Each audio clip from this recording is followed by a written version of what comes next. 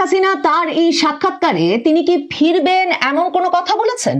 Independent লিখছে যে যদিও তিনি দেশ থেকে চলে গেছেন এবং বাংলাদেশে তার দল আওয়ামী লীগ ব্যান নিষিদ্ধ, তবু she insists she remains committed to restoring democracy in Bangladesh. তবু তিনি জোর দিয়ে বলেছেন যে বাংলাদেশে গণতন্ত্র পুনরুদ্ধার, বাংলাদেশে গণতন্ত্র ফিরিয়ে আনতে তিনি প্রতিশ্রুতিবদ্ধ। এবং শেখ হাসিনা বলছেন যে only free, fair and inclusive election, একমাত্র সুষ্ঠু, অবাধ এবং অন্তর্ভুক্তিমূলক নির্বাচনই বাংলাদেশকে হিল করতে পারে, মানে বাংলাদেশের যে গভীর ক্ষত সেটা সারিয়ে তুলতে পারে। যুক্তরাজ্যের শীর্ষস্থানীয় সংবাদ মাধ্যম দ্য ইন্ডিপেন্ডেন্ট এই পত্রিকাটিতে শেখ হাসিনার একটি সাক্ষাৎকার প্রকাশিত হয়েছে। পত্রিকাটি একে দুর্লভ সাক্ষাৎকার বা রেয়ার ইন্টারভিউ হিসেবে অভিহিত করে বলছেন যে শেখ হাসিনার প্রথম ইন্টারভিউগুলোর একটি এটি। তার মানে শেখ হাসিনা বেশ কিছু সাক্ষাৎকার দিয়েছেন এবং তার মধ্যে এটিকে তারা অন্যতম বলে অভিহিত করছে এই সংবাদ মাধ্যম দ্য ইন্ডিপেন্ডেন্ট তাদের শিরোনাম করেছে defiant ousted Bangladesh leader Hasina refuses to apologise for protester deaths. তারা বলছেন যে ডিফায়েন্টের বাংলা কি করব, একরোখা বাংলাদেশের পদচ্যুত একরোখা নেতা হাসিনা বিক্ষোভকারীদের মৃত্যুর জন্য ক্ষমা প্রার্থনা করার প্রস্তাব প্রত্যাখ্যান করেছেন বা ক্ষমা প্রার্থনা করার বিষয়টি প্রত্যাখ্যান করেছেন, এটা তারা শিরোনাম করেছে। এবং করে তারা বলেছেন যে এই ইন্ডিপেন্ডেন্টকে শেখ হাসিনা বলেছেন যে she is not to blame for bloodshed during her ousting and calls her trial in absentia a sham. তার অনুপস্থিতিতে যে বিচার চলছে তাকে ভুয়া হিসেবে অভিহিত করেছেন শেখ হাসিনা। সাব হেডিং এ ইন্ডিপেন্ডেন্ট তাকে ফর্মার অথরিটেরিয়ান লিডার হিসেবে অভিহিত করছেন, সাবেক কর্তৃত্ববাদী নেতা শেখ হাসিনা। এবং তিনি বলেছেন যে তাকে ক্ষমতাচ্যুত করবার সময়, তার আউস্টারের সময় যে প্রোটেস্ট হয়েছিল, সে সময় যে রক্তক্ষয় ঘটেছিল, তার জন্য তাকে দায়ী করা চলবে না। শেখ হাসিনা ব্যাখ্যা করেছেন ইন্টারভিউটি, সাক্ষাৎকারটি বিস্তারিত, এবং সেখানে তিনি সরাসরি বলেছেন যে প্রত্যেকটি মৃত্যুর জন্য তিনি গভীরভাবে শোক প্রকাশ করেন। যারা স্বজন হারিয়েছে, ভাই বোন হারিয়েছে, সন্তান হারিয়েছে, তাদের প্রত্যেকটি মৃত্যুর ঘটনায় তিনি নিজে শোকগ্রস্ত এবং তিনি মরণ করেন সেসব মৃত্যু এবং তার জন্য তিনি সমবেদনা প্রকাশ করেন। কিন্তু তিনি আইন শৃঙ্খলা বাহিনীকে বিক্ষোভকারীদের উদ্দেশ্যে গুলি ছুড়তে বলেছিলেন এমন কোনো প্রমাণ কেউ হাজির করতে পারবে না। এবং তিনি সরাসরি চ্যালেঞ্জ ছুড়ে দিয়ে বলেছেন যে ইউনূস সরকার তার পলিটিক্যাল অপোনেন্টদেরকে নিয়ে, তার রাজনৈতিক প্রতিপক্ষদের নিয়ে আন্তর্জাতিক অপরাধ ট্রাইব্যুনালে যে বিচার শুরু করেছে, সেই বিচারে হয়তোবা তার ফাঁসি হয়ে যেতে পারে। সেটা তাকে না মানে সারপ্রাইজ করে, না তাকে ইন্টিমিডেট করে, মানে তাকে কোনো ভীত করতেও পারে না, তাকে বিস্মিতও করে না। এবং তিনি ওই আন্তর্জাতিক অপরাধ ট্রাইব্যুনালে তার মৃত্যুদণ্ড হয়ে যাওয়া বা ফাঁসি হয়ে যাওয়ার সম্ভাবনাকে উল্লেখ করেছেন তাকে এবং তার পরিবারকে লক্ষ্য করে দীর্ঘ সময় ধরে যে রাজনৈতিক হত্যাকাণ্ডের ইতিহাস রয়েছে, পলিটিক্যাল অ্যাসাসিনেশন চলছে, সেই পলিটিক্যাল অ্যাসাসিনেশনের ধারাবাহিকতা, সেই পলিটিক্যাল অ্যাসাসিনেশনেরই একটা প্রক্রিয়া হিসেবে তিনি ইউনূস সরকারের এই আন্তর্জাতিক অপরাধ ট্রাইব্যুনালে তার ফাঁসি দিয়ে দেওয়ার একটা সম্ভাবনাকে দেখছেন। শেখ হাসিনা এই সাক্ষাৎকারে ব্যাখ্যা করেছেন। এই প্রথম মানে পড়তে গিয়ে আমার মনে হলো যে শেখ হাসিনা তার দলীয় নেতাকর্মী সমর্থকদের উদ্দেশ্যে ফেসবুক লাইভে এসে বক্তব্য রাখছিলেন। বাংলাদেশ আওয়ামী লীগের ফেসবুক পেজ থেকে সেগুলো প্রচারিত হচ্ছিল বটে, কিন্তু কিভাবে তার শাসনামলের শেষে বিক্ষোভ প্রদর্শনের সময় এত রক্তপাত ঘটতে পারলো, সেই বিষয়ে তার কি ব্যাখ্যা বা মানে বাংলাদেশের চলমান যে পরিস্থিতি সে সম্পর্কে তিনি কি মনে করছেন বা এই বিচার ব্যবস্থাকে তিনি কিভাবে দেখছেন। তিনি একে ক্যাঙ্গারু কোর্ট বলে তো অবশ্যই অভিহিত করেছেন, তিনি এর বিচার প্রক্রিয়ায় অংশ নেননি বটে, কিন্তু খুব শিগগিরই তার ফাঁসির রায় ঘোষিত হবে বলে সরকার যখন আশা প্রকাশ করছে, তখন তার কি প্রতিক্রিয়া সেটা জানবার প্রথম সুযোগ হলো ব্রিটেনের এই শীর্ষস্থানীয় সংবাদ মাধ্যমের সাক্ষাৎকারটির মাধ্যমে।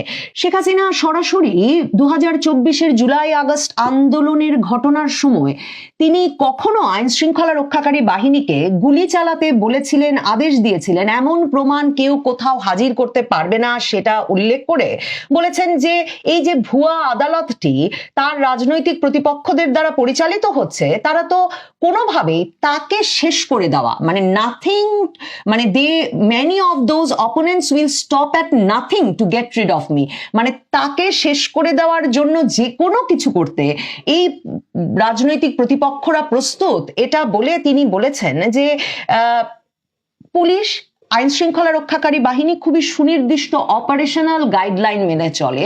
তারা কিভাবে কাজ করবে, কোন সময় কি সিদ্ধান্ত নেবে, তার সুনির্দিষ্ট প্রসিডিওর আছে, নির্দেশিকা আছে, গাইডলাইন আছে, মানে পুলিশ বাহিনীর সেটা আছে। এবং পুলিশ বাহিনী অনেক ক্ষেত্রেই যখন সেই ভায়োলেন্ট ইনসারেকশন শব্দটা তিনি ব্যবহার করেছেন, যে ভয়াবহ সহিংস অভ্যুত্থান যখন রাজপথে ছড়িয়ে পড়লো, তখন অনেক ক্ষেত্রেই নার্ভাসনেসের কারণে বা মানে সে সময়ের উদ্বেগজনক পরিস্থিতির কারণে অনেক সিদ্ধান্ত ভুল হয়ে থাকতে পারে, কিন্তু সেটা সে সময় গ্রাউন্ডে যে অফিসাররা কাজ করেছেন, মানে যারা দায়িত্বরত ছিলেন, তারা নিজ নিজ সিদ্ধান্তে তখন গুলি চালানোর সিদ্ধান্ত নিয়েছেন। মানে এটা কোনো শেখ হাসিনা উপর থেকে গুলি চালানোর সিদ্ধান্ত নিয়েছেন আর দিকে দিকে গুলি চালানো হয়েছে, এই ন্যারেটিভ, এই বয়ানটিকে অস্বীকার করেছেন শেখ হাসিনা এই সাক্ষাৎকারে সরাসরি। আমি আপনাদেরকে বলেছি যে সেনাবাহিনীর ক্ষেত্রে যেমন উপর থেকে কমান্ড দিয়ে নির্দেশনার ভিত্তিতে গুলি চালনা সহ যে কোনো পদক্ষেপ নিতে সেনা সদস্যরা বাধ্য, পুলিশ সদস্যদের ক্ষেত্রে পুলিশ সদস্য পরিস্থিতি বিবেচনা করে, পুলিশ বিধি অনুযায়ী প্রত্যেকটি পরিস্থিতি বিবেচনা করে এবং কতটা সামাল দেওয়া যাচ্ছে একটা সহিংস পরিস্থিতি সেটা বিবেচনা করে তখন তাৎক্ষণিকভাবে কিন্তু শক্তি প্রয়োগ বা বল প্রয়োগের সিদ্ধান্ত নেন। সেই ব্যাখ্যাটা শেখ হাসিনা হাজির করেছেন ইন্ডিপেন্ডেন্টের সঙ্গে এই সাক্ষাৎকারে। শেখ হাসিনা বলেন যে তার দল আওয়ামী লীগকে আনফেয়ারলি, অন্যায্যভাবে আগামীর যে নির্বাচন, সেই নির্বাচনে অনির্বাচিত ইউনূস সরকার অংশগ্রহণে বাধা দিচ্ছে বা অংশগ্রহণ করার যে সুযোগ তা কেড়ে নিয়েছে। ইন্ডিপেন্ডেন্ট পত্রিকা লিখছে যে তার ওই বিক্ষোভের সময়কার যে ভূমিকা রেখেছেন শেখ হাসিনা, সেটাকে হাসিনা ডিফেন্ড করেছেন বা শেখ হাসিনা সেটার একটা ব্যাখ্যা হাজির করেছেন। শেখ হাসিনা এই কথাটা খুব স্পষ্টভাবে কিন্তু আবার বলেছেন যে লিডার হিসেবে, নেতা হিসেবে তিনি নেতৃত্বের দায় স্বীকার করেন, কিন্তু তিনি এটা কিছুতেই স্বীকার করবেন না যে তিনি কোনোভাবে প্রোটেস্টারদের ওপর, বিক্ষোভকারীদের ওপর গুলি চালানোর নির্দেশ দিয়েছেন বা এমন কিছু কখনো চেয়েছিলেন। কাজে সেই জিনিসটা বারবার এই সাক্ষাৎকারে ব্যাখ্যা করেছেন শেখ হাসিনা।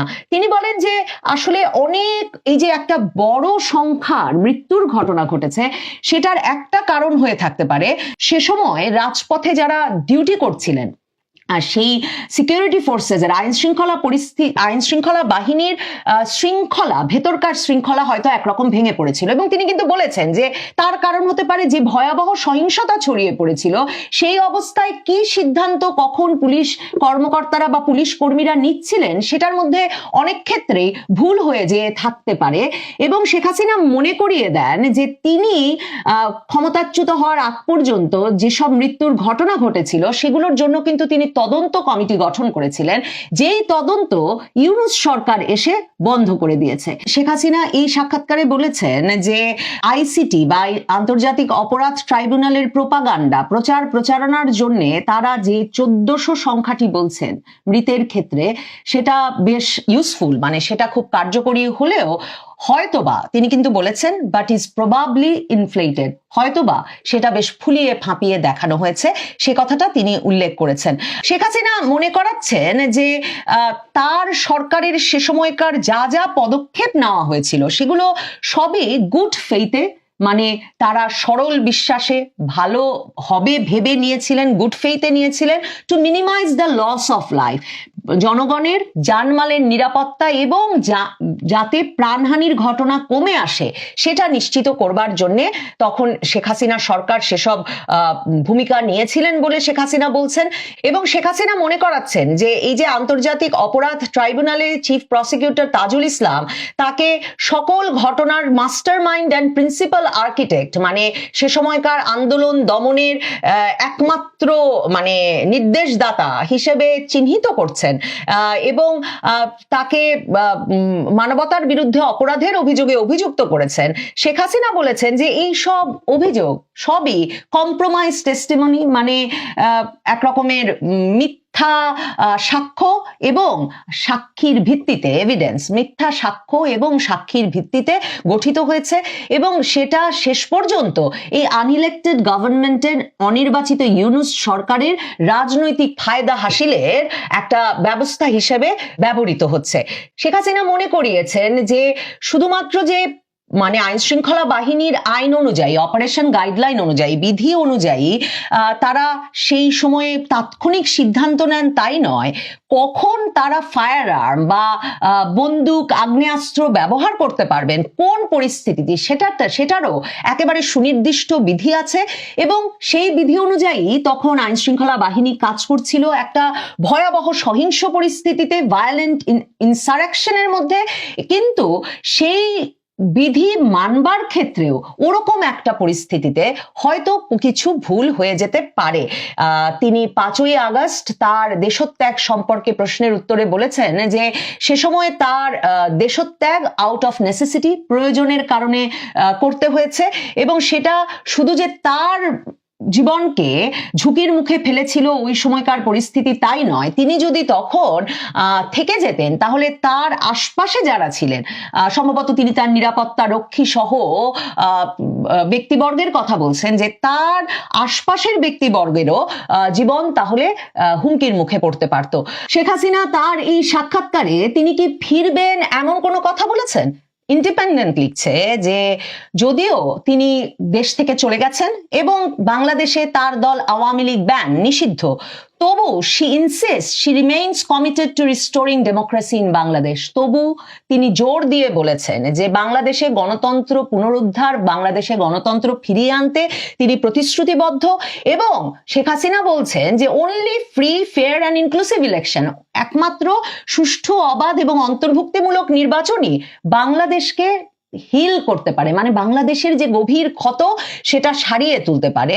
এবং তিনি বলেছেন যে ফেব্রুয়ারি 2026-এ, 2026-এর ফেব্রুয়ারিতে ইলেকশন হবে বলে ইউনূস বললেও আওয়ামী লীগ সেই নির্বাচনে অংশ নেওয়ার জন্য অনুমোদন পাচ্ছে না।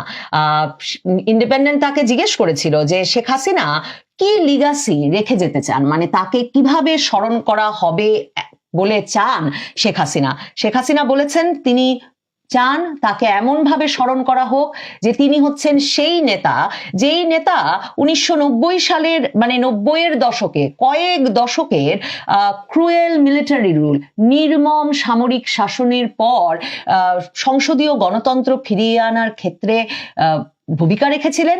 এবং শেখ হাসিনা চান তাকে এমন নেতা হিসেবে মনে রাখা হোক যিনি lifted millions out of poverty, যিনি দারিদ্র থেকে কোটি কোটি মানুষকে তুলে এনেছিলেন। এবং তিনি বলেছেন যে এই দুটো অ্যাচিভমেন্টই, এই দুটো অর্জনই এখন বাংলাদেশে হুমকির মুখে পড়েছে। ইন্ডিপেন্ডেন্ট শেষ করছে তার সাক্ষাৎকারটি এভাবে যে যখন শেখ হাসিনা তার অনুপস্থিতিতে আন্তর্জাতিক অপরাধ ট্রাইব্যুনালের রায়ের জন্য অপেক্ষা করছেন, সম্ভবত শেখ হাসিনা নিজেও জানেন যে হয়তো ইতিহাস তাকে এতটা সহানুভূতির সঙ্গে বিবেচনা করবে না যতটা সহানুভূতি শেখ হাসিনা দাবি করেন। Hasina probably knows that history will not judge her kindly, but she remains defiant. এখানে এসে বোঝা যায় ইন্ডিপেন্ডেন্ট কি অর্থে শেখ হাসিনাকে একরোখা শব্দটা ব্যবহার করেছে।